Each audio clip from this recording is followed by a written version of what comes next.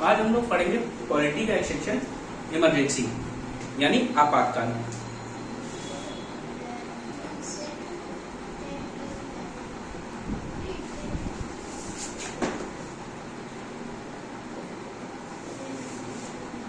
ये आपके किस पार्ट में है? Part 18 of constitution. ये कई बार पूछा जाता है कि किस पार्ट में है, ठीक है। अब हमने ये इमरजेंसी का जो लिया है, ये कहां से लिया, इमरजेंसी कहां से लिया है? ये लिया हमने गवर्नमेंट ऑफ इंडिया एक्ट 1935। एक तो मेजर सेक्शन ये है। और हमने क्या लिया था? हमने लिया था कि जब हमारे यहाँ इमरजेंसी लगती है, whenever there is emergency in our country, the fundamental rights will be suspended। हमारे यहाँ क्या कुछ मौलिक अधिकार का क्या हो जाता है? सस्पेंशन हो जाता है, उनको हटा दिया जाता है। वो हमने कहा लिया है? वो लिया है जर्मनी से, जर्मनी के वाइमर कॉन्स्टिट्यूशन से। जर्मनी कॉन्स्टिट्यूशन क्या कहा जाता है?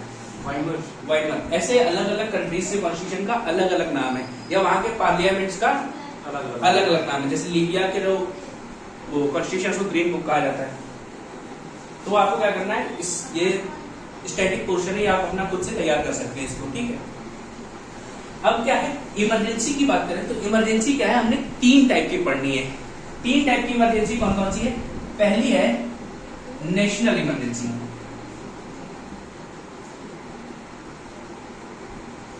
यानी राष्ट्रीय आपातकाल। और आर्टिकल की बात करें तो article 352। Then second number is president rule. इसको लोग क्या बोलते हैं? स्टेट इमरजेंसी बोलते हैं। इसका असली नाम क्या है? प्रेसिडेंट रूल है। इसको ऐसे आप लिख सकते हैं, ऑब्लिक करके स्टेट इमरजेंसी।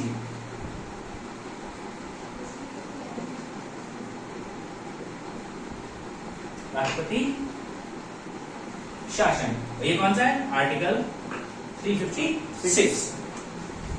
इसके बाद 3 नंबर पे हम पढ़ेंगे क्या? फाइनेंशियल इमरजेंसी, यानी वित्तीय आपातकाल।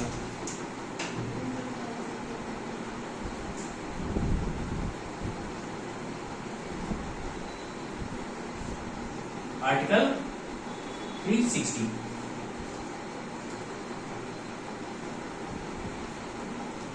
क्या क्या पढ़ना आपको? नेशनल इमरजेंसी, प्रेसिडेंट रूल यानी स्टेट इमरजेंसी, और फाइनेंशियल इमरजेंसी। कोई दिक्कत? ये हमने किस पार्ट है? पार्ट 18 में गवर्नमेंट ऑफ इंडिया एक्ट 1935 से लिया गया है। और कहां से? जर्मनी के वाइमर कॉन्स्टिट्यूशन से लिया गया है। इतना याद रहेगा? कोई दिक्कत? नोट करना है? कर डालो।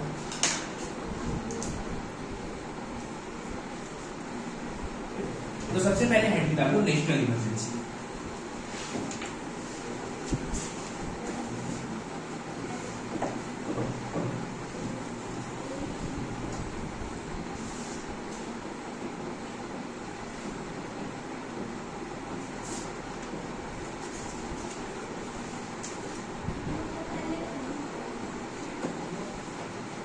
राष्ट्रीय आपातकाल।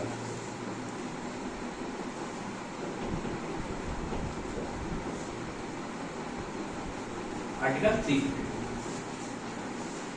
तो अब तक नेशनल इमरजेंसी हमारे यहाँ कितने बार लगी है?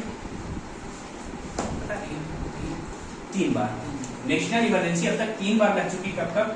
एक तो इंडो चाइना वॉर, इंडिया और चाइना का जब वॉर हुआ था तब लगी 1962 से 68 तक। फिर एक बार बांग्लादेश वॉर हुआ, बांग्लादेश की आजादी हुई, तो 72 से 77 तक, ठीक है। फिर इसके बाद एक बार इंदिरा गांधी जी का मन हुआ, उन्होंने भी लगाई।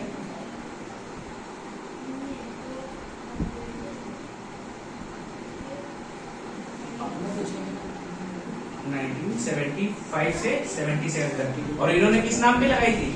इन्होंने लगाई थी इंटरनल डिस्टर्बेंस के नाम। मतलब क्या? आंतरिक अशांति के नाम से। मैंने कहा कि देश में क्या हो गया है, आंतरिक अशांति। अब देखो नेशनल इमरजेंसी क्या है।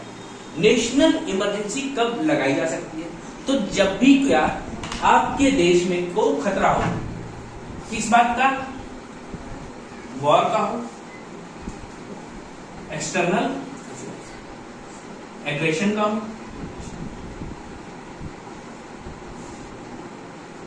ठीक है। और तीसरा क्या होता है, वॉर और इंटरनल डिस्टर्बेंस, ठीक है। इसको क्या कहते हैं, इंटरनल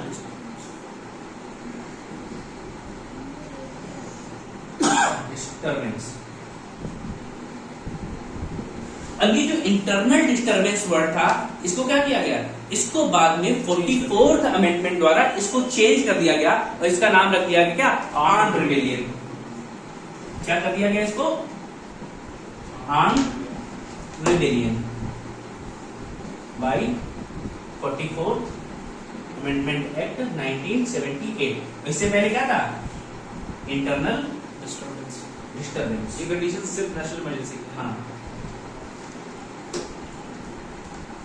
अब देखो वॉर क्या है, जब किसी देश के साथ क्या हो जाए, आपका झगड़ा हो जाए तो क्या हो जाएगा, उसको वॉर माना जाएगा। और जब वॉर हुआ तो हम क्या करेंगे, उस सिचुएशन हमें तैयारी करनी पड़ेगी। तो तैयारी करने के लिए हम क्या करते हैं, देश में इमरजेंसी लगा देते हैं। दूसरा क्या है, एक्सटर्नल एग्रेशन। सपोज दैट कुछ लोग क्या करें, वेपन्स लेके देश की बाउंड्री के ऊपर अटैक कर दें। अब हमें ये तो पता नहीं वो किस कंट्री के हैं, लेकिन वो क्या कर रहे हैं, हमारे देश की टेरिटरी में घुसना चाह रहे हैं। और इसके लिए क्या करना, हमें तैयारी करनी पड़ेगी, तैयारी करनी है और उनसे युद्ध भी लड़ना है, हमारे देश को खतरा भी है। तो ऐसी स्थिति में भी क्या लगा देते हैं, हम इमरजेंसी लगाते हैं। किस ग्राउंड पे, एक्सटर्नल एग्रेशन के नाम पे। दूसरा क्या है, आर्म्ड रिबेलियन। अब हुआ क्या, इंदिरा गांधी जी ने इसको लगाया इंटरनल डिस्टर्बेंस के नाम पे। इंटरनल डिस्टर्बेंस क्या था, वो था सब्जेक्टिव। सब्जेक्टिव मतलब क्या, देखो मैंने आपसे पूछा, आपने कहा, हमने फोन किया, आप नहीं आए, मैंने कहा भैया क्यों नहीं आए, तो आपने कहा भैया बुखार आ रहा है या फीवर आ रहा है। तो आपका सब्जेक्ट क्या था, फीवर आ रहा है। वही भाई साहब इनको हमने फोन किया तो इन्होंने क्या कहा, भैया मेरी तबीयत नहीं ठीक है। अब तबीयत में क्या नहीं ठीक है ये नहीं पता है। तो इंटरनल डिस्टर्बेंस के साथ भी यही खेल था कि क्या है इंटरनल डिस्टर्बेंस, किस नाम पे है, ये नहीं बताया गया, बस इंटरनल डिस्टर्बेंस है। मतलब क्या है, ये सब्जेक्टिव है, इसकी कोई भी डेफिनेशन नहीं दी गई। तो इसी का यूज करके क्या किया गया, इम्पोज कर दी गई, इमरजेंसी इम्पोज की गई अंडर आर्टिकल 352। और इस इमरजेंसी का क्या था, नेशनल इमरजेंसी। कोई दिक्कत, तो जब भी हमारे राष्ट्रपति जी को महसूस होता है वॉर, एक्सटर्नल एग्रेशन या आर्म्ड रिबेलियन के बिहाफ पे क्या हो, अब देश को खतरा हो, थ्रेट टू द कंट्री, तो हम लोग क्या करते हैं, हमारे राष्ट्रपति डिक्लेरेशन ऑफ क्या करेंगे, इम्पोजिशन ऑफ इमरजेंसी, इम्पोजिशन करेंगे, इमरजेंसी को इंप्लीमेंट करेंगे।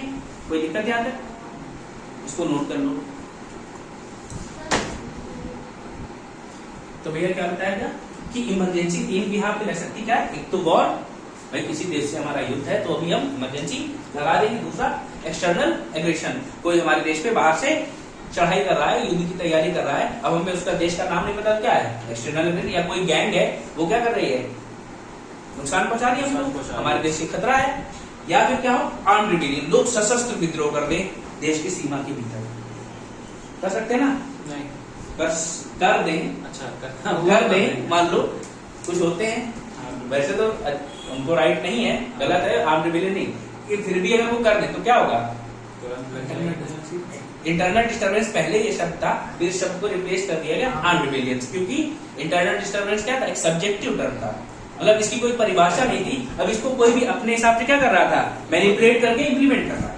इसका ऐसा खतरा महसूस हुआ जब इंदिरा गांधी जी लगाया, तो क्या किया गया, कहा इसको चेंज करो, इसको चेंज किया गया, क्या रखा गया, armed rebellion by 44th amendment 1978। कोई दिक्कत यहाँ तक। अब अलिया ये बताओ कि अगर इमरजेंसी लगानी है तो किसी भी पार्ट में लगा सकते हो या पूरी कंट्री में लगाई जा सकती है, दोनों पॉसिबल है, दोनों पॉसिबल है, राष्ट्रपति को सुटेबल लगना चाहिए। पहले क्या था कि इमरजेंसी पूरी कंट्री में लग रही थी, लेकिन इसमें इंदिरा जी को सहूलियत नहीं महसूस हो रही थी, उन्हें किसी विशेष जगह पे लगानी थी। तो उन्होंने क्या किया, 42nd अमेंडमेंट 1976 से उन्होंने कहा emergency can be implemented on any specific part of country और इन एंटायर नेशन कंट्री, या तो पूरे देश में भी लगाई जा सकती है और या हमें जरूरत पड़ने पे क्या है किसी विशेष स्थान पे लगाए जा सकते हैं। अब देखो ये बदलाव उस समय तो उनके फेवर में था, लेकिन ये हमें बाद में भी काम आया। सपोज दैट ये हमारा इंडिया वाला पार्ट है, ऐसे ऊपर ऐसे हिस्सा है बना हुआ है, थोड़ा मैप गंदा है एडजस्ट कर लो। अब इधर क्या है, पाकिस्तान है, इधर चाइना। अब पाकिस्तान इधर से आ रहा था, वो गुजरात वाले हिस्से में हमला कर रहा था, तो गुजरात वाले हिस्से में हमला कर रहा था, हम इधर वाले देशों को क्यों, राज्यों को डिस्टर्ब करें। हमने क्या किया, गुजरात में लगा दी। भाई ज्यादा जरूरत पड़ी तो उससे लगे, एमपी है, राजस्थान है, इन राज्यों में लगा दी। ऐसा भी तो कर सकते हैं ना, ये हमारे लिए फायदा, क्योंकि बाकी राज्यों को डिस्टर्ब करना भी ठीक नहीं है। एक तो ये फायदा हो गया, कोई दिक्कत यहाँ पे क्या, can be implemented on specific state और एंटायर कंट्री। अब अच्छा ये बताओ कि सपोज दैट अब हमने कहा कि स्पेसिफिक पार्ट पे लग रही है, लेकिन गुजरात में लगा दी, क्या हम ऐसा कर सकते हैं कि यूपी में भी लगा दी इमरजेंसी? अगर तुम्हारे एक कमरे में आग लगी हो तो तुम दूसरे कमरे का सामान हटाओगे या नहीं हटाओगे? हटाओगे ना भैया, ऐसा ना हो आग वहां भी चली जाए तो तुम क्या करोगे, ऐसी चीजें जो जल के यहां तक आ सकती है उनको हटा दोगे। तो इसी तैयारी में भैया क्या है, हमारे अंदर तक मामला ना फैले, उसके लिए क्या हमें जहां जरूरत है, हमें लग रहा है कि यूपी में लगाने की जरूरत है कि वहां से कुछ चेंज कर सकते हैं, हम यूपी में लगा देंगे। हमने क्या कहा था, गुजरात से लगाया, एमपी में भी लगा सकते हैं, हमने बताया था ना, एक साथ कई स्टेट्स में लगा सकते, कई स्टेट में भी लगा सकते हो ना। भाई हमें जरूरत पड़ रही है, हमें लग रहा है कि उस स्टेट से हमें कुछ फायदा हो सकता है, कुछ हेल्प ले सकते हैं उसकी हम, या वहां से कुछ डिस्टर्बेंस भी क्रिएट हो सकती है। ऐसे राष्ट्रों के लिए क्या किया गया, वहां भी लगाई जा सकती है, उसके अगल बगल के राज्यों में भी लगाई जा सकती है, कोई दिक्कत नहीं, लग जाएगी इमरजेंसी। ठीक है, अब इमरजेंसी लगती कैसे है, सबसे बड़ी बात तो ये। पहले क्या था, इमरजेंसी लगाने के लिए प्रेसिडेंट साहब का, प्राइम मिनिस्टर साहब ने कह दिया, सीएम ने प्रेसिडेंट से, भैया इमरजेंसी लगा दो। प्रेसिडेंट क्या है, बाउंडेड है, एक बार वापस कर दिया उसने, लेकिन दोबारा फिर इन्होंने दे दिया, अब उसमें क्या करनी पड़ेगी, लगानी पड़ेगी। तो जब जनता गवर्नमेंट आई कब, 78 में, तो उन्होंने एक चेंज किया, उन्होंने कहा भैया इमरजेंसी तभी लगेगी जब आपकी सीओएम रिटर्न देगी। हाँ, काउंसिल ऑफ मिनिस्टर क्या करेगी, लिख के देगी भैया कि इमरजेंसी यहां लगनी है, तभी इमरजेंसी लगेगी। ये कब आया था, ये आया था 44th अमेंडमेंट में। ऐसे फर्क क्या पड़ा होगा भैया, पड़ेगा क्या मतलब, भैया होता क्या, पहले अपनी मर्जी से उन्होंने कह दिया, अब सीओएम क्या है, सीओएम इज कंप्लीटली रिस्पॉन्सिबल। अच्छा हाँ, उन्होंने कुछ ठीक है, अब सब लोग राजी नहीं है तो क्या होगा, लिख के देना सबको, सबने लिख के नहीं दिया तो क्या माना जाएगा, सब लोग राजी नहीं है, ये भी तो समझो। पूरा सीएम पूरा रिस्पॉन्सिबल, एक के डिसीजन के लिए पूरा सीएम रिस्पॉन्सिबल होता है।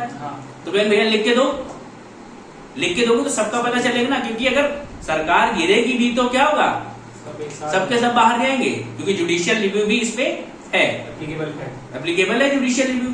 सपोज दैट तुमने आज इमरजेंसी लगा दी और कल को क्या होगा, जुडिशियल रिव्यू आया, जुडिशियल रिव्यू के बाद क्या होगा, पता क्या गलत तरीके से लगेगी, गलत तरीके से लगाई तो सरकार गिरी, सरकार गिरने में क्या होगा, सबके सब रिस्पॉन्सिबल ठहराए जाएंगे। अब सबका कलेक्टिव डिसीजन होगा तभी इमरजेंसी लग पाएगी, वो भी कैसे, लिख के, जब लिखित दोगे भैया तो ठीक है। तो emergency is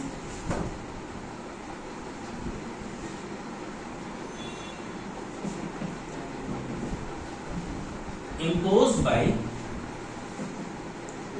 president on the written advice of written recommendation of COM। कोई दिक्कत? और ये भी कब ऐड किया गया? ये ऐड किया गया 44th अमेंडमेंट एक्ट। कब आया ये? 1978 में। कोई दिक्कत है? इसमें कुछ समझना, कुछ लिखना है? लिख लो। तो भैया national emergency can be proclaimed on the grounds of, कौन कौन से ग्राउंड बताए? 3 ग्राउंड बताए ना, war, external aggression and armed rebellion. और कौन प्रोक्लेम करेगा? Proclaim by president on the written recommendation of COM। अब क्या हुआ भैया? COM ने कह दिया इमरजेंसी लगा दो। इमरजेंसी लगाने की जब बारी आई तो क्या होगा? ये भैया जाएगी पार्लियामेंट में। पार्लियामेंट में किसी भी हाउस में जा सकती है, पहले लोकसभा में भी जा सकती है या पहले राज्यसभा में भी जा सकती है। सपोज दैट एक हाउस से पास हो गई, दूसरे हाउस में पास होने की बारी आई, तो जैसे ही डिक्लेयर होगा, सपोज दैट यहां से प्रेसिडेंट ने क्या किया? प्रोक्लेम किया, यानी उद्घोषणा की कि भैया इमरजेंसी लागू हो गई। इमरजेंसी लागू हो गई तो उसके विद इन 1 मंथ क्या होगा? Both the houses have to approve it by the majority 2/3 of present and voting, and that must be majority of total membership। तो मतलब समझा दीजिए। मेजॉरिटी बोल गए?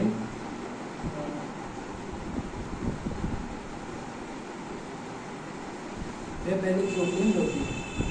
पहले भाई रिटर्न दिया गया किसको? प्रेसिडेंट को। हाँ। फिर लिख के दो भैया, लिख के दिया तो प्रेसिडेंट का ठीक है इमरजेंसी लागू की गई। लागू की गई, लागू करने के बाद उसको सदन में लाया गया। 1 मंथ के अंदर होना चाहिए। 1 मंथ के अंदर दोनों सदनों में, भाई लोकसभा और राज्यसभा किसी में भी पहले आ सकती है। अब किसी में उसकी मेजोरिटी कैसी? 2/3 of present and voting. Suppose that total membership क्या है किसकी? लोकसभा की?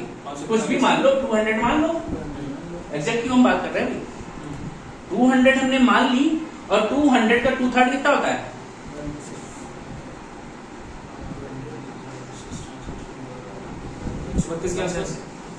135 मान लिया। तो क्या होनी चाहिए? 135 तो होनी ही चाहिए अगर 200 मेंबर पूरे प्रेजेंट हैं। और सपोज दैट क्या है, यहां पे प्रेजेंट है 170 या 180 मान लें, 180 मान लें। 180 में के 2/3 तो 120 प्रेजेंट एंड वोटिंग क्या? 120 plus total majority. Total majority क्या है? एब्सोल्यूट। जो टोटल मेंबरशिप है, टोटल मेंबरशिप कितनी है? 200। 200 का 50% प्लस 1 प्लस, समझ लो 101 लोग। 101 लोग। तो ये 101 से ज्यादा है, हाँ। लागू कर दो। अच्छा, ऐसा होता है कि वो लोग गोला हाँ। गोला मार जाते हैं उस वोटिंग। हाँ हाँ, तो उसके पहले होना चाहिए प्रेजेंट एंड वोटिंग। अब यहाँ पे पता चला कि 120 लोग हैं, 120 लोग। तो क्या हो जाएगा? 2/3 यानी 80 बचे। 80 और 80 क्या होगा? इसकी टोटल इसका मेजोरिटी बनेगी। तो क्या हो जाएगा फिर? इमरजेंसी नहीं लगेगी। मेजोरिटी समझ में आ गई? दोबारा बताइए। अगली बार से अब मेजोरिटी क्या बताया मैंने कि दोनों सदनों में लाए। दोनों सदनों में लाने के बाद पारित की गई। पारित की गई 2/3 मेजोरिटी से। एक से पास हो गई, दूसरे में आई। सपोज दैट 15th डे पे दूसरे में सेकेंड हाउस ने भी पास कर दी।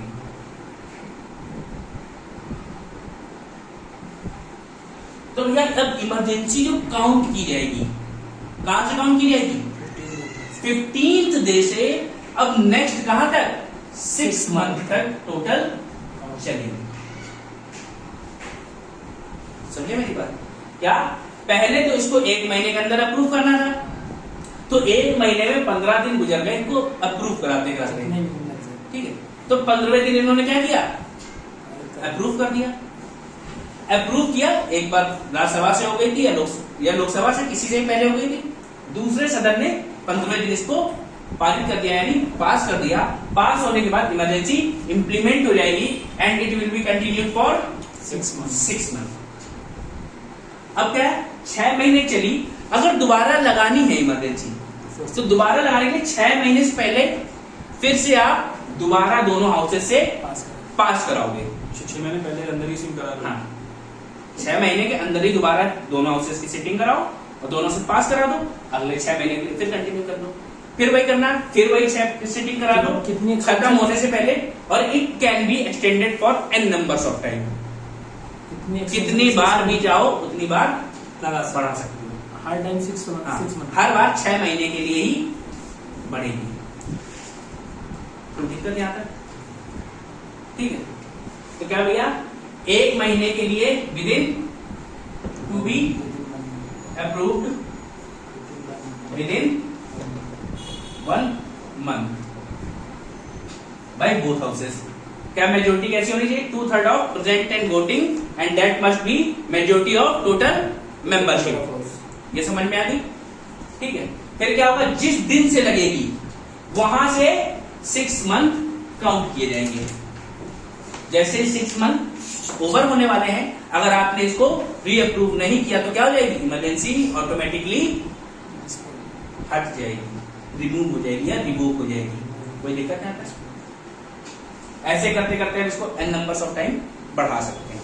यहां तक कोई दिक्कत तो समझने में नहीं, ठीक है। 6 मंथ से पहले नहीं, ठीक है। तो क्या, दोनों हाउसेस से भाई बोथ हाउसेस, अगर किसी एक ने भी मना कर दिया तो वहीं से इमरजेंसी का काम खत्म हो जाएगा, हट जाएगी। कोई दिक्कत यहां तक। अब क्या हुआ भैया, सपोज दैट राज्यसभा ने इमरजेंसी पास कर दी और लोकसभा से पास होनी थी एंड लोकसभा गेट डिसॉल्व, मतलब भंग हो गई। राज्यसभा भंग करवा सकते हो क्या, नहीं, राज्यसभा का भी भंग नहीं होती नहीं है, तो भंग कौन होगा, लोकसभा। इन दिस केस अगर ऐसा कभी भी होता है तो राज्यसभा अकेले ही पर्याप्त है इमरजेंसी लगाने के लिए। ये मैंने आपको बताया था, Rajya Sabha is second house not the secondary house, याद आया ना। मतलब ये छोटा नहीं है लोकसभा से, हल्के मत लेना इसको, कि उतना ही काम करेगा जितना लोकसभा कर रही है, ठीक। अब क्या होगा, इन दिस केस जब राज्यसभा ने पास कर दिया और लोकसभा क्या हो गई, डिसॉल्व हो गई। लोकसभा डिसॉल्व हो गई तो अब लोकसभा कब आएगी, जब नए इलेक्शन आएंगे। लेकिन हमें क्या है, इमरजेंसी की जरूरत है हमें भाई, इमरजेंसी वाले सिचुएशन में तो क्या होगा, राज्यसभा जैसे ही पास करेगी उसी दिन से अगले 6 महीने के लिए इमरजेंसी लागू हो जाएगी। इन बिटवीन अगर लोकसभा की इलेक्शन दोबारा हो जाए, मतलब नहीं, हाँ, लोकसभा पूरी बन जाएगी, कोई दिक्कत। जब लोकसभा के मेंबर दोबारा आ गए तो within 30 days it has to be approved by Lok Sabha. मतलब 1 महीने के भीतर दोबारा लोकसभा इसको पास करे, नहीं तो क्या हो जाएगी, ये रिवोक हो जाएगी। अच्छा, 6 मंथ लगने के बाद अगर लोकसभा दोबारा बनती है, नहीं 6 मंथ नहीं, इन बिटवीन। सपोज दैट तुमने यहाँ इमरजेंसी डिक्लेयर की, 10 दिन बाद राज्यसभा ने पास कर दिया, लेकिन लोकसभा सदन में नहीं थे, भंग थे, तो क्या हुआ, इमरजेंसी यहाँ से लागू हो गई 10 दिन। 2 महीने बाद क्या हुआ, किसी सिचुएशन थोड़ी ठीक हो गई, लेकिन ऐसा नहीं था कि इमरजेंसी हटा दी है, इमरजेंसी लगी रहेगी कि भाई वॉर हुआ अचानक से, तो वॉर एक दिन में खत्म ही हो जाता है। हो सकता है कि उधर से गोलीबारी बंद हो गई हो, मामला थोड़ा ठंडा हो, लेकिन तुरंत हम इमरजेंसी तो हटा नहीं देंगे, इमरजेंसी लगी हुई थी। अब क्या हुआ कि जैसे 2 महीने गुजरे, इलेक्शन करवा दिए गए लोकसभा के, लोकसभा के इलेक्शन हुए, रिजल्ट आ गया, पार्टी ने गवर्नमेंट बना ली। गवर्नमेंट बनाने के बाद विद इन 30 डेज क्या होगा, लोकसभा को इसे पास करना पड़ेगा, पास करना होगा, नहीं पास करती तो इमरजेंसी, ठीक है। क्या, within 30 days of first sitting Lok Sabha has to pass it. फिर जब पास हो जाएगी तो 6 महीने के लिए कंटिन्यू रहेगी, नहीं तो कोई बात नहीं, ठीक है। अब बढ़ती कितनी बार है, एक बार में 6 महीने के लिए लगती है, और ऐसे कर करके हम इसको n नंबर्स ऑफ टाइम लगा सकते हैं। तो ये क्या था, इम्प्लीमेंटेशन ऑफ इमरजेंसी या प्रोक्लेमेशन ऑफ इमरजेंसी। तो यहाँ तक कोई डाउट? ठीक है, और तो एक बार फिर से समझा सकते हैं, कहीं भी डाउट है? ठीक है, नोट करो अगर करना कुछ। ठीक है भैया, तो ध्यान रखना क्या, Lok Sabha has to approve it within 30 days of its first sitting. इसकी जैसी पहली बैठक होगी उसके 30 दिन के भीतर इसको क्या करना है, दोबारा से पारित कराना है। अब हेडिंग डाल लो रिवोकेशन ऑफ इमरजेंसी। अब इमरजेंसी लगा तो ली है, अब इसको हटाना भी तो पड़ेगा। अब हटाने के क्या क्या तरीके हैं?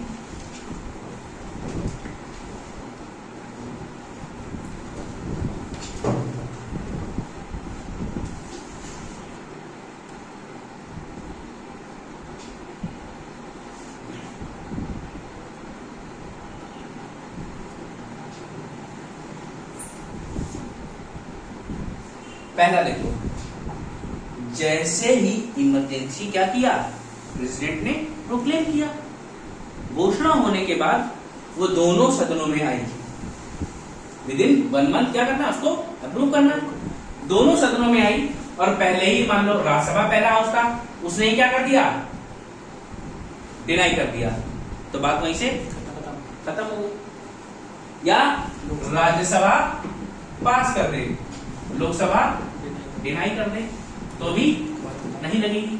राज्यसभा ने डिनाई कर दिया, पहले डिनाई कर दिया, कोई दिक्कत नहीं। लोकसभा में आई थी, इन्होंने पास कर दिया और राज्यसभा ने डिनाई कर दिया बाद में, तो भी नहीं लगेगी। लोकसभा ने पहले ही डिनाई कर दिया तो भी नहीं लगेगी। पहली कंडीशन ये है। एक तो क्या है, ये दोनों हाउसेस पास होनी चाहिए कब, within 1 month.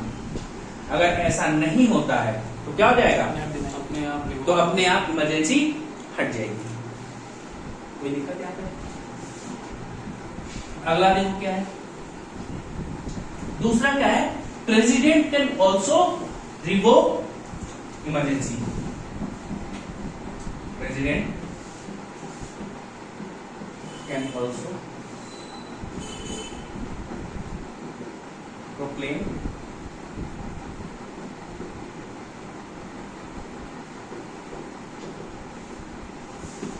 revocation of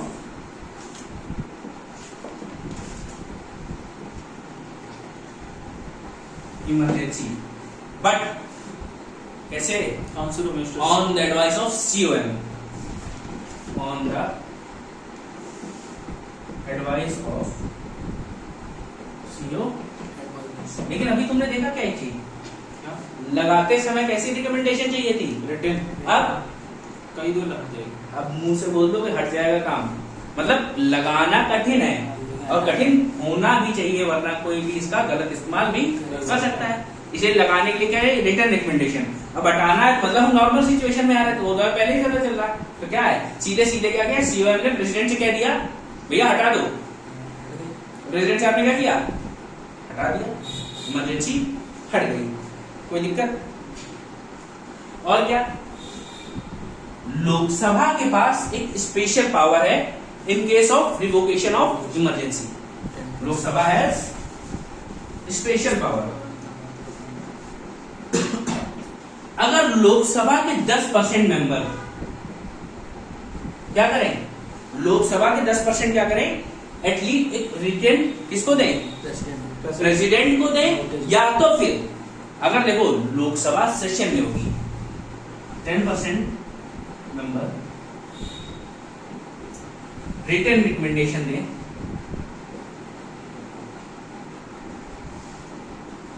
to speaker of Lok Sabha if in session. भाई सेशन चल रहा है, तो हमने कहा भैया इमरजेंसी हटानी है, लेकिन हमको भी दे दो। उन्होंने कहा ठीक है, दे दिया जाएगा, लेकिन सेशन ही नहीं चल रहा लोकसभा का, स्पीकर के अच्छा, तो भैया प्रेसिडेंट को देनी पड़ेगी। क्या हुआ, तो फिर और to president through the speaker बैठती है, थ्रू द स्पीकर बैठती है। हाँ, इसको जरा हटाते हैं ऊपर वाला हटा और 2 नहीं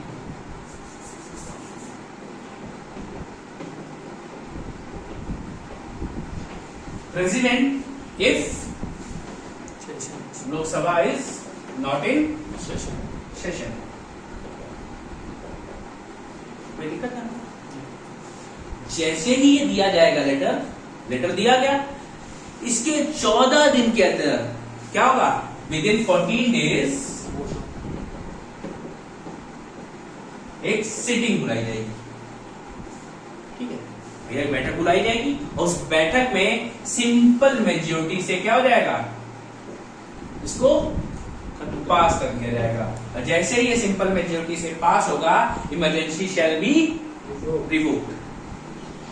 ये लोकसभा तो सेशन में है नहीं, वोटिंग है। तभी तो हमने कहा, अभी हमने क्या कहा, सेशन में नहीं थी, उसके लिए पहले हमने रिटर्न रिकमेंडेशन दी, प्रेसिडेंट को दी। तो इसके लिए क्या किया भैया, एक सेशन बुलाया गया, स्पेशल सिटिंग बुलाई गई। स्पेशल सिटिंग बुलाने के बाद फिर उसमें सिंपल मेजोरिटी इसको पास कर दिया। अब लगाते समय में कैसी मेजोरिटी चाहिए थी, स्पेशल एब्सोल्यूट तो थी plus that but with 2/3 of present and voting member. But इसके लिए क्या है, जितने प्रेजेंट एंड वोटिंग है उनकी मेजोरिटी। सपोज दैट 200 मेंबर थे, 100 आए, 100 में क्या 51 लोगों ने वोट कर दिया, काम खत्म। तो क्या होगा, ये इमरजेंसी आपकी कोई दिक्कत नहीं आता। ठीक है, इसको नोट करना हो कर लो। तो भैया इमरजेंसी हटाने के क्या क्या तरीके हैं, कैसे कैसे। पहला क्या था, if both the houses, if any of the houses does not passes या approve the emergency within 1 month. या तो किसी हाउस ने ना पास किया हो या दोनों ही ना पास करें। अगर किसी ने भी डिनाई कर दिया तो क्या होगा, इमरजेंसी नहीं लगेगी। दूसरा क्या था, प्रेसिडेंट करेगा ऑन द एडवाइस ऑफ या रिकमेंडेशन ऑफ सीएम। सीएम के कहने पे प्रेसिडेंट हटा देगा, बट यहाँ में रिटर्न रिकमेंडेशन की जरूरत नहीं होती है। तीसरा क्या है, लोकसभा के पास एक स्पेशल पावर है। जब उसके 10% मेंबर क्या करते हैं, रिटर्न रिकमेंडेशन देंगे किसको, स्पीकर। अगर लोकसभा सेशन में है तो स्पीकर को। Lok Sabha is not in session तो क्या होगा, तो प्रेसिडेंट को देगी। और प्रेसिडेंट फिर इस पे क्या होगा, 14 दिन के भीतर एक सिटिंग बुलाएंगे, स्पेशल बैठक बुलाई जाएगी लोकसभा की, जिसमें क्या होगा, वो स्पेशल मेजोरिटी से पास कर दिया जाएगा रिवोकेशन का, और इमरजेंसी क्या हो जाएगी, रिवोक। वो मेजोरिटी कैसी है, सिंपल मेजोरिटी है, कोई दिक्कत नहीं आता। ठीक है, अब अगली हेडिंग डालो, कॉन्सिक्वेंसेज ऑफ नेशनल इमरजेंसी।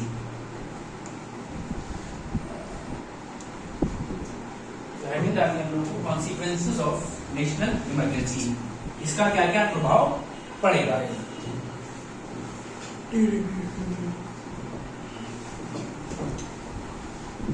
ध्यान रखना, कभी भी नेशनल इमरजेंसी में स्टेट गवर्नमेंट सस्पेंड नहीं होती है, क्योंकि इसमें स्टेट का कोई हाथ नहीं होता है। वही प्रेसिडेंट रूल जब आपको पढ़ाई तो दिखाएंगे, तो वहां कुछ स्टेट कभी कभी प्रोत्साहित कर देता है कुछ कारकों को, जिसके कारण क्या हो जाता है, प्रेसिडेंट रूल के कुछ कॉजेज होते हैं ऐसे जिसको क्या करता है, स्टेट मोटिवेट कर रहा है या स्टेट उसको अनदेखा कर रहा है, अवॉइड करेगा, टॉलरेट करेगा, तो क्या है, उसको ये माना जाता है किसी चीज को ना रोकना भी कहा जाता है क्या, अवेकनिंग, तुम उसको सपोर्ट कर रहे हो, तो वहां पे काम आएगा। लेकिन फिलहाल हम किसकी बात कर रहे हैं, नेशनल इमरजेंसी की। तो इन दिस केस स्टेट का कोई भी हाथ इसमें नहीं होता, तो स्टेट इसमें कभी भी सस्पेंड नहीं होगा। कॉन्सिक्वेंसेस में लिखोगे क्या,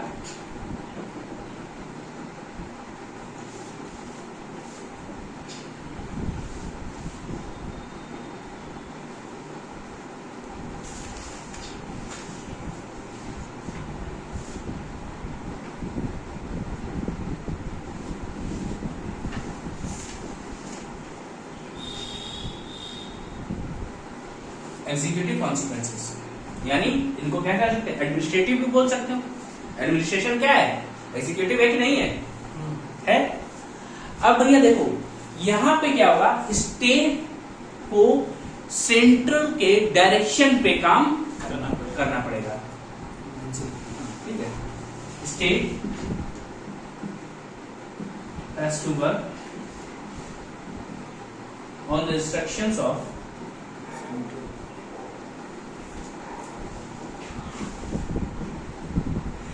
सेंट्रल गवर्नमेंट। कोई दिक्कत? या और भी कोई काम जो स्टेट कर रहा था उसको क्या करेंगे? सेंट्रल कह दे भैया तुमको ऐसे करना है, तो फिर वो वैसे ही करेगा। अब दूसरा क्या है? लेजिस्लेटिव।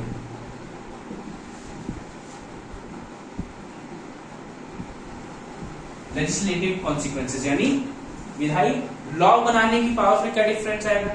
तो आर्टिकल 250 याद होगा शायद तुम लोगों को, क्या है? What is article 250?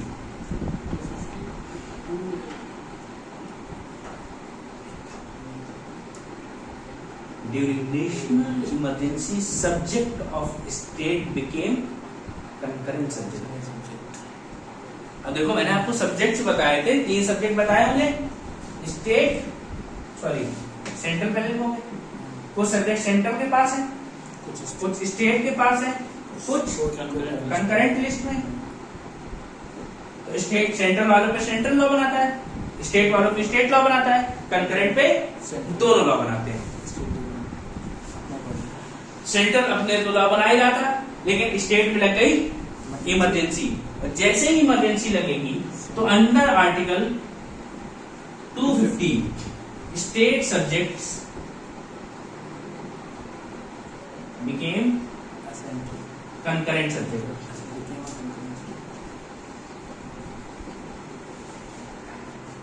कोई दिक्कत है यहां तक? ठीक है।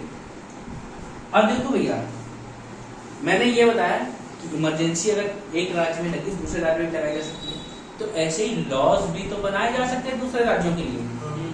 बनाए जा सकते नहीं बनाए जा सकते हैं? तो भैया ध्यान रखना, laws can also be made for the state which are not under direct emergency. समझ रहे हो मैं क्या कहा? कि गुजरात में लगी थी इमरजेंसी, इंडिविजुअल, हाँ गुजरात में किसी एक क्षेत्र में लगी थी, लेकिन उसके अगल बगल राज्यों के भी हुआ हो सकता है, तो क्या किया? उनके लिए भी कुछ लॉज बनाए जा सकते हैं। ये क्या है? लेजिस्लेटिव फंक्शन तो है। तो इसको भी लिख सकते हो तुम लोग। एग्जीक्यूटिव नोट कर लिया है ना? किया हो तो कर लो। ठीक है भैया। तो इसमें भी ध्यान रखना क्या है? स्टेट लिस्ट में देखो लॉज दोनों बना रहे हैं। स्टेट ने ही बनाया था, जैसे ही इमरजेंसी लगी तो ऐसा नहीं कि स्टेट का लॉ बनाने का पावर खत्म हो गया। स्टेट भी लॉ बनाएगा, सेंट्रल भी लॉ बनाएगा, दोनों के फेवर में, तो कोई दिक्कत नहीं, चलने दो। सपोज है दोनों के बीच में कोई कॉन्फ्लिक्ट हो जाता है तो क्या होगा? सेंट्रल क्या है? बड़ा भाई, और स्टेट छोटा भाई, और हमारी कंट्री क्या है? यूनिटरी बाइस फेडरल है।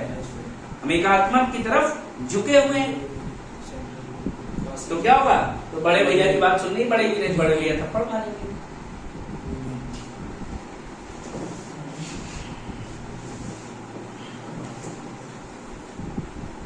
ठीक है। और क्या बताया था मैंने? Laws parliament can also make laws for states which are not under direct emergency। जो राज्य क्या है? डायरेक्ट इमरजेंसी के अंदर नहीं आ रहे हैं, उनके लिए भी लॉज बनाए जा सकते हैं। अब देखो भैया अगली बात, सपोज है कि इलेक्शन होने को थे, इलेक्शन होने को है 10 दिन बाद, लोकसभा चल रही थी, और इसी बीच में क्या हुआ कि 2 दिन पहले इमरजेंसी लग गई, या 10 दिन पहले, महीने भर पहले भी लग गई, लेकिन सिचुएशन अभी नॉर्मल नहीं है, इलेक्शंस नहीं कराए जा सकते हैं। इलेक्शन नहीं कराए गए, जब इलेक्शन नहीं कराए गए तो अब क्या होगा? अब क्या होगा? हमें लोकसभा का पीरियड बढ़ाना पड़ेगा। तो during national emergency tenure of Lok Sabha can be extended for 1 year. एक बार में कितनी बढ़ती है? 1 साल। भाई इलेक्शन कराने का माहौल सही नहीं था, लेकिन क्या है, हमें सरकार तो चाहिए, सरकार चाहिए। तो हमने क्या कहा, भैया 1 साल के लिए जो सरकार थी वही चलने लगी, 1 साल तक चलती है, कोई दिक्कत नहीं। अब आगे मान लो 1 साल बाद भी हमें और जरूरत है, तो क्या करेंगे हम? इलेक्शन फिर से एक बार बढ़ा देंगे, फिर जरूरत पड़ी फिर एक बार बढ़ा दी। तो जितनी बार जरूरत पड़ेगी, you can extend this period for n numbers of time.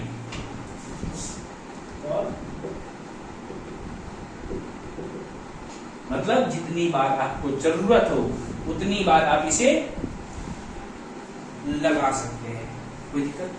But अगर ये इमरजेंसी हट गई, if the emergency is revoked, then अब क्या होगा?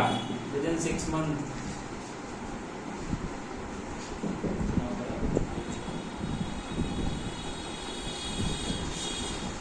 तो भैया 6 मंथ के अंदर, with in 6 month fresh election should be conducted.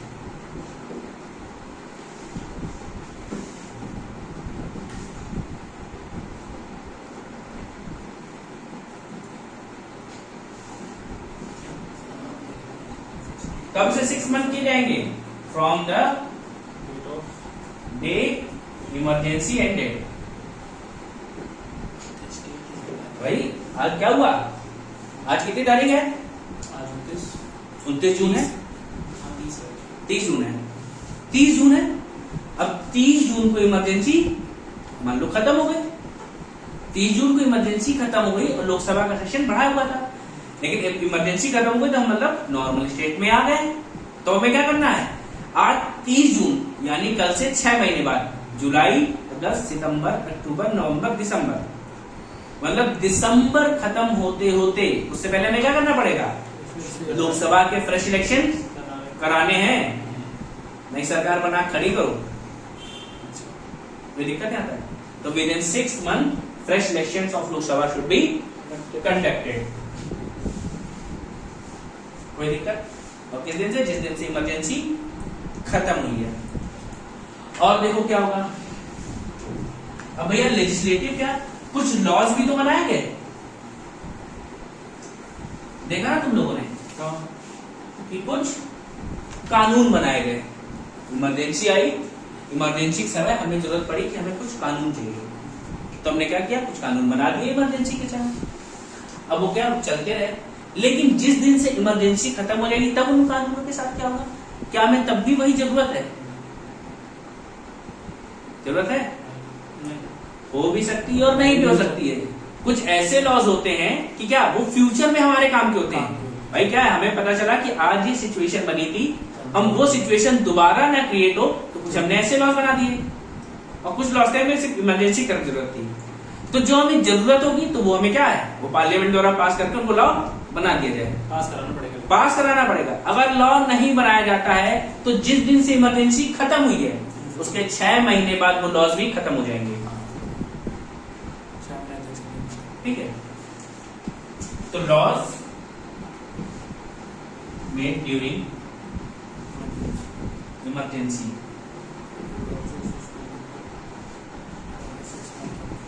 shall remain for 6 months from the day emergency ended। या क्या लिख सकते हो? या shall will lapse after 6 months। भाई 6 महीने बाद क्या हो जाएगा?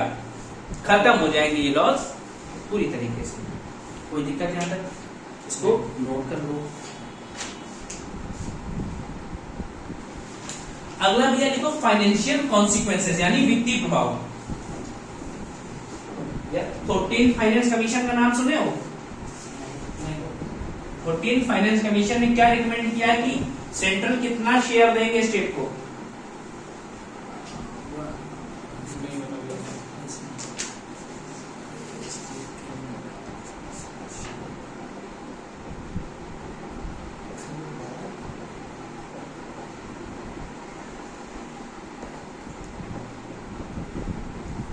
भैया क्या है, ये सेंट्रल है, ये स्टेट है। तो सेंट्रल क्या करता है, स्टेट को कुछ ना कुछ देता है, भैया चलाओ खर्चे चलाओ अपना। तो खर्चे चलाने के लिए 14 फाइनेंस कमीशन ने कहा था 42% दो, जो तो मिल रहा है, कहा गया, कोई दिक्कत ने कहा। हाँ, 14 फाइनेंस कमीशन ने कहा। अब देखो, अब मान लो सपोज दैट इसी राज्य में इमरजेंसी लगी है, इमरजेंसी लगी तो हमें क्या, उस राज्य के लिए रिसोर्सेज चाहिए। उस समय हो सकता है किसी भी जगह लगी हो, कंट्री में लगी है। अब हमें क्या चाहिए, जो हमारे फोर्सेस काम कर रहे हैं उनके लिए खाना चाहिए, अच्छे एमुनेशन चाहिए, बढ़िया बंदूकें, तो उनकी सुरक्षा के लिए गार्ड्स चाहिए, मतलब जो उनके बुलेट प्रूफ जैकेट पहनते हैं, बूट्स हैं, अच्छे कपड़े होंगे, मतलब मजबूत, जिनसे उनको नुकसान ना पहुंचे।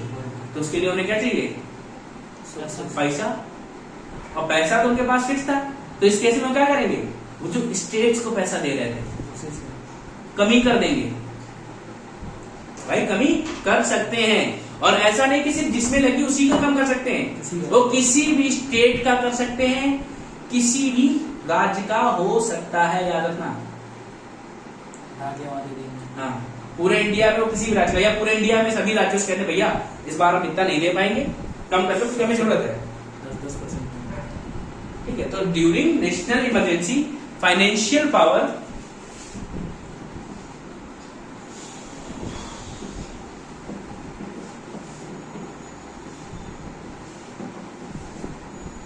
between central and state may be changed।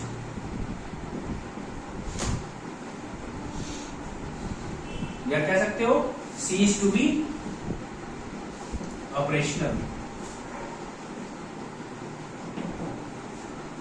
ये देखा, उनमें कुछ ना कुछ बदलाव किए जा सकते हैं। कोई दिक्कत है यहाँ पे, ठीक है, हो गया, नोट करना, नोट कर दो, फिर चलते हैं आगे बढ़ते हैं।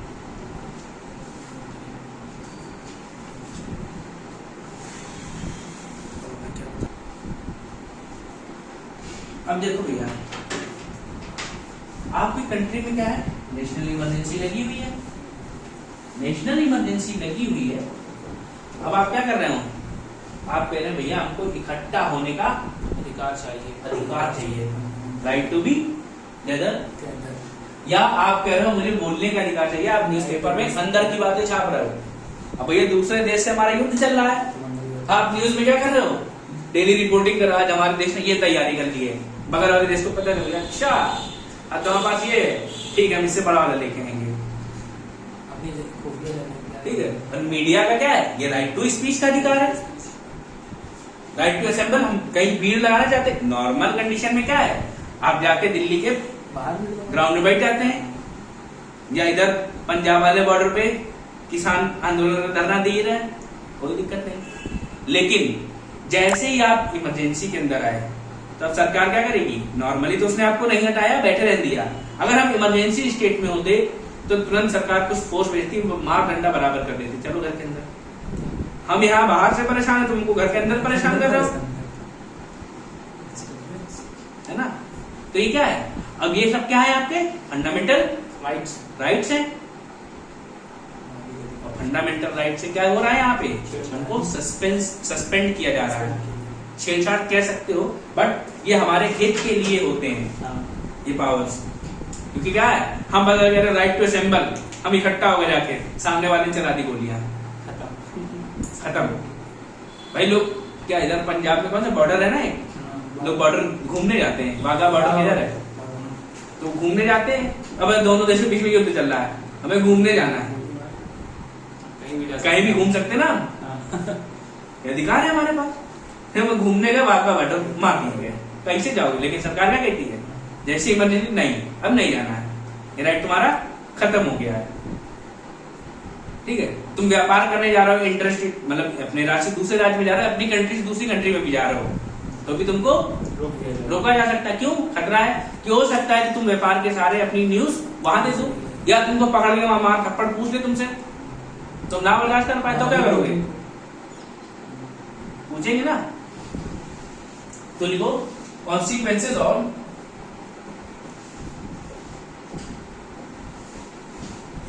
फंडामेंटल राइट्स, ये आपके मौलिक अधिकारों पे क्या प्रभाव पड़ेगा।